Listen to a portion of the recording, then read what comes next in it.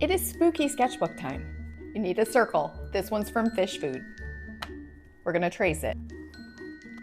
Watercolor paints. The circle is gonna be the moon and it's gonna be spooky, so I want it to be like yellow and orange. I'm gonna start with just water so that it'll be mixy.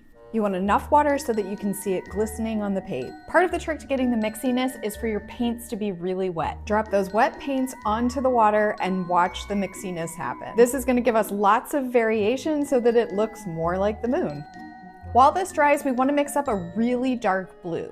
To do that, you're gonna take your darkest blue and mix in a little bit of orange, which is the complement.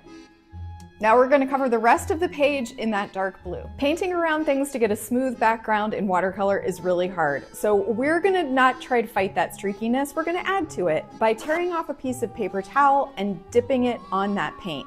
That's gonna give us a foggy effect and we don't have to worry about streakiness. My moon is no longer perfectly round, but it's gonna be fine because we're gonna add a tree. We just have to let this dry.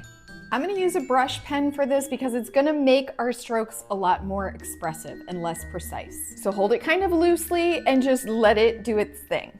So the wonkier the better when it comes to a spooky tree, and you want the branches to cross over each other and look all gnarled, and you can achieve this by holding the pen really lightly and also by twisting it. The end of that brush pen is gonna move all around.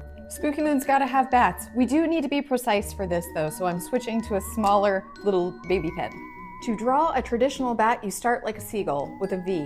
Then you make an M shape coming down from each end of the wing. Add the head and fill it in, and then add a couple of ears. For one with the wings down, you wanna make them in a U shape. Draw V shapes coming from each of the ends of the wings, and then add the head and a little V shape for the body. Don't forget the ears. Bats. I love Halloween.